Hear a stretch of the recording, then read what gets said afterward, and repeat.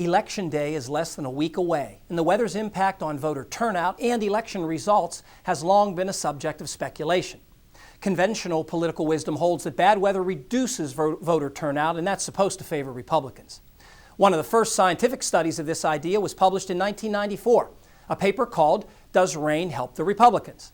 The author looked at 3 elections in the 1980s and concluded that rain mostly deters people who weren't likely to vote anyway, Democrats and Republicans alike. But so few of those people end up voting that in the end, it didn't really matter. A much more comprehensive study was published just last year in the Journal of Politics.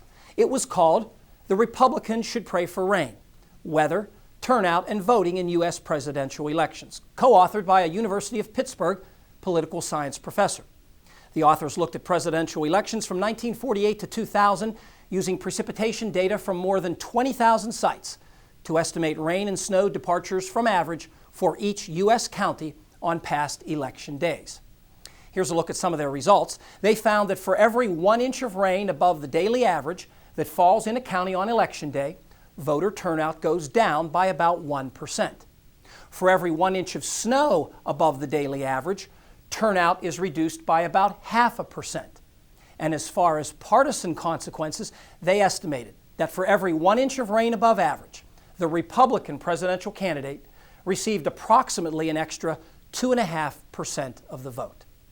Now, in general, the weather really hasn't been that bad on most presidential election days. Here's the researchers' estimate of how many thousand voters stayed home because of rain or snow for each election day going back to 1968. And really, only the 1972, 1992, and 2000 elections stand out for hundreds of thousands of voters estimated to have been deterred by the weather.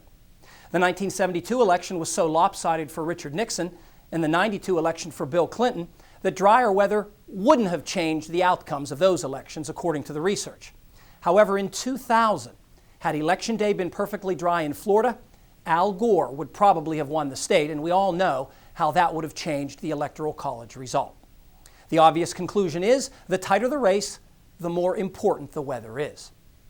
Congress chose early November for Election Day way back in 1845, when the U.S. was still mainly a rural and agricultural society.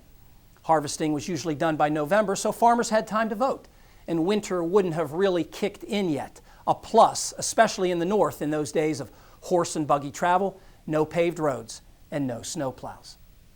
Why Tuesday? Well, farmers needed a day to get to the county seat, a day to vote, and a day to get back, without interfering with the Sabbath.